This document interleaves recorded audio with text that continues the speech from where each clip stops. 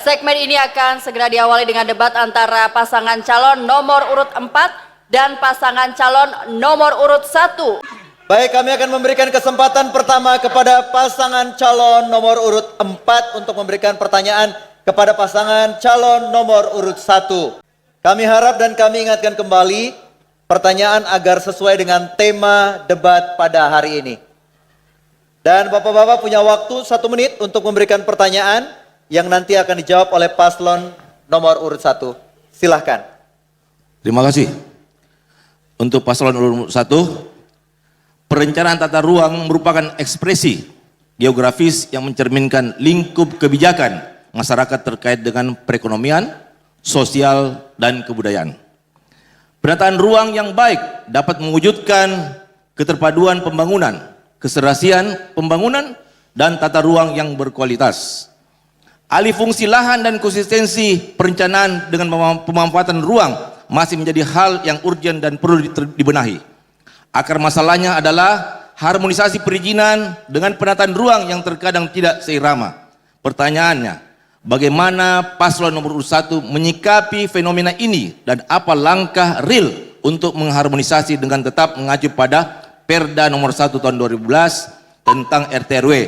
Mungkin bisa dijawab sama paslon nomor 1, baik wali kota dan wakil wali kota. Silakan. Baik, paslon nomor urut 1 sudah jelas pertanyaannya. Waktu Anda untuk menjawab pertanyaan adalah 2 menit. Silakan.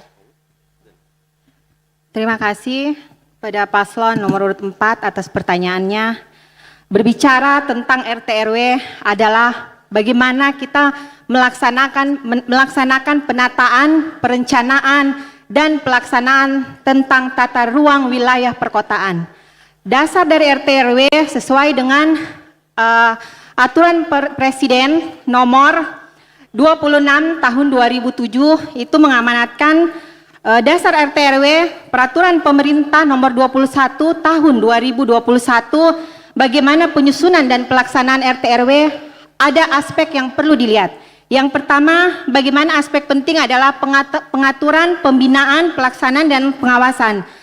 Setelah itu kita lihat dari komponen dari RT/RW ada namanya RDTR, yaitu Rencana Detail Tata Ruang, di mana pemerintah saat ini, pemerintah Kota Kendari sedang merevisi RT/RW yang di masa kepemimpinan Pak Asrun sudah menetapkan RT/RW dalam jangka 20 tahun. Dan saya waktu bersama Pak Zulkarnain tidak merevisi RT/RW sehingga pada saat zamannya Pak Asmawa dan Pak Yusuf sekarang ini sedang merevisi RT/RW, dan untuk penetapan RT/RW harus ditetapkan oleh kepala daerah definitif. Oleh karena itu revisi dari RT/RW sendiri maksimal 1 kali selama 5 tahun. Itu sesuai dengan amanat undang-undang. Banyak aspek yang harus kita lihat. Tadi saya sudah jelaskan di pertanyaan moderator, aspek kajian lingkungan hidup, strategi ini sangat penting untuk bagaimana revisi dan penyusunan RT/RW di Kota Kendari. Dan saat ini RT/RW di Kota Kendari sendiri ada 3 RT/RW yang sedang dalam tahapan revisi sehingga penetapannya menunggu kepala daerah definitif. Seperti itu. Demikian. Baik, silakan paslon nomor urut 4 untuk menanggapi jawaban dari paslon nomor urut 1. Waktu Anda 1 menit 30 detik. Silakan. Terima kasih paslon nomor 1, tapi jawaban tidak menyentuh terkait dengan perizinannya. Sekali lagi kita berbicara dengan tata ruangnya. Terkait jawaban saudara, ini saya masuk ke program 100 juta yang terkait dengan kebutuhan dalam penataan ruang. Di dalam filosofi pembangunan adalah kita merata dan berkeadilan.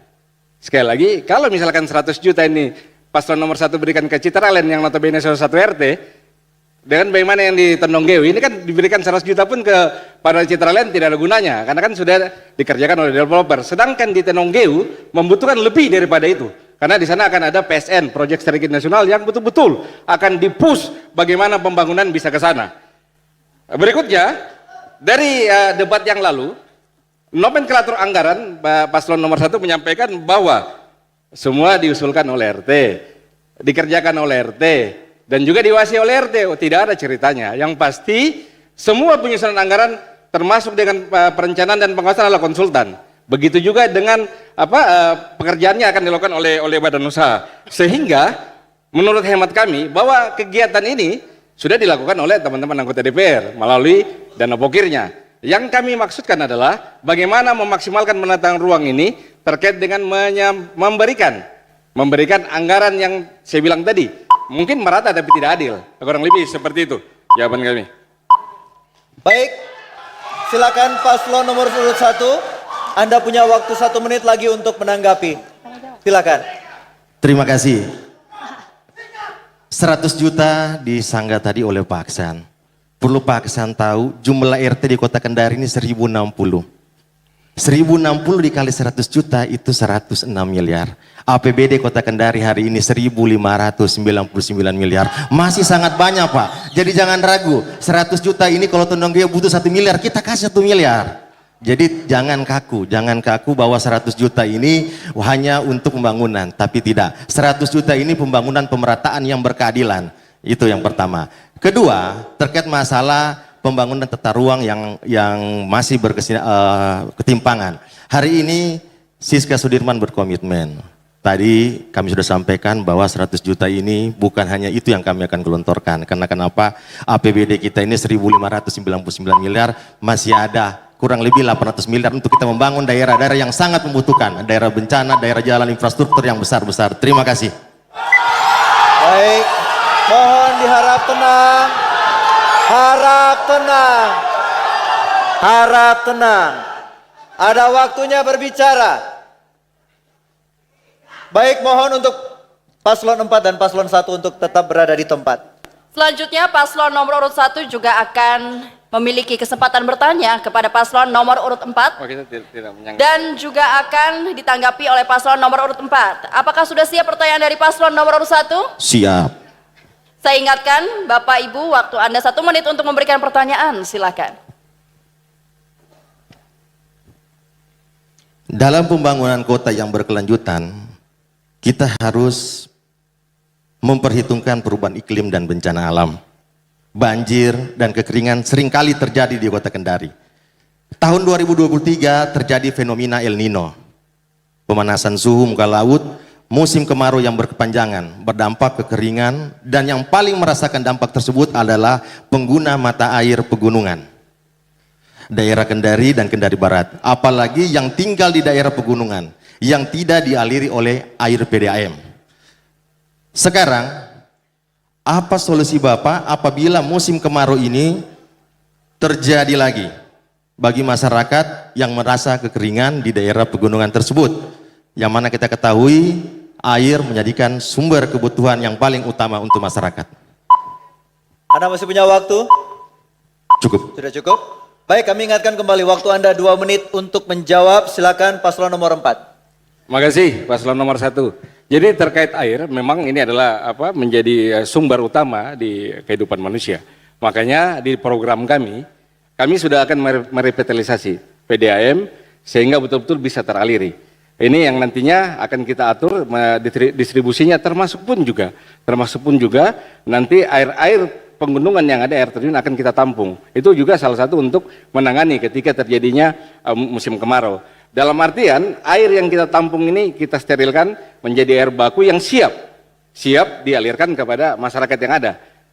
Terkait dengan kekeringan tadi saya bilang kami akan membuat penampungan air yang notabene ini persiapan. Memang saya lihat arahnya pasti mengarahkan ke sumur bor, tapi itu insya Allah nanti pasangan AJPC akan memaksimalkan sumber-sumber air yang ada seperti Intek Pohara, begitu juga dengan di Mata Bondu. Begitu juga dengan air terjun yang ada di Amarilis dan sekitarnya. Begitu juga dengan air terjun yang ada di Nangananga. Ini akan kita tampung. Biar persiapan untuk mengaliri semua rumah ini tersedia. Kalau untuk mengatasi itu tadi saya bilang solusinya kita buat bak penampungan yang notabene ini juga akan menjadi sumber daripada aliran PDAM kita. Karena PDAM kita ini setiap kepemimpinan selalu bermasalah. Padahal ini adalah potensi pendapatan asli daerah yang cukup mumpuni. Memang menangani ini tidak semudah yang kita pikirkan. Betul-betul akan melakukan investasi total. Tidak bisa menggunakan APBD. Seperti tadi paslon nomor 1 menyampaikan masih ada uang 800 miliar. Oh salah. Kita membayar gaji ASN tahun 2025 336 miliar. Sehingga tidak ada uang. Tidak ada uang untuk kita lakukan. Sehingga betul-betul terkait dengan air ini, kita pure investasi yang memang nanti tinggal kita berhitung bagaimana mereka sampai mendapatkan break-even poinnya dan betul-betul juga nantinya bisa menambah pundi-pundi pendapatan asli daerah. Makasih. Baik, silakan paslon nomor urut 1 untuk menanggapi jawaban dari paslon nomor urut 4. Waktu Anda 1 menit 30 detik, silahkan. Yang kita minta ini langkah konkret.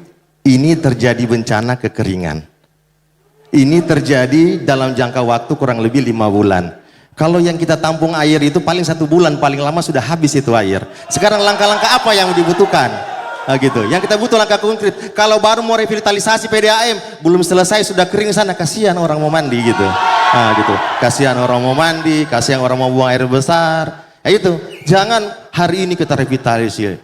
Ada investor yang mau masuk katanya untuk PDAM. Belum tentu juga dia mau itu mau investornya. Jadi hari ini kita ingin tanyakan langkah konkret. Bagaimana ketika terjadi bencana alam, kekeringan dalam jangka yang panjang. Kita tahu kemarin El Nino itu terjadi 5 bulan. Kalau kita tampung air cuma 1 bulan, pasti habis itu air kan dah.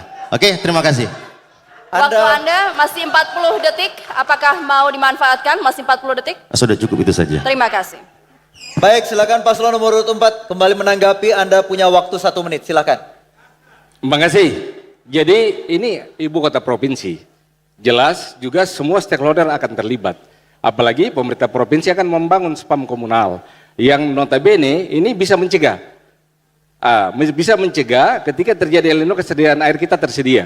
Kalaupun juga misalkan sampai dia kering, berarti kita harus mencari sumber-sumber baru. Ini sudah harus dilakukan oleh pemerintah. Tidak ada yang tidak bisa. Sehingga semua betul-betul bisa kita siapkan untuk menangani masa kekeringan tersebut. Saya bilang tadi, ini adalah ibu kota provinsi yang notabene semua termasuk pemerintah provinsi pasti ikut campur di dalam menyediakan kesediaan air.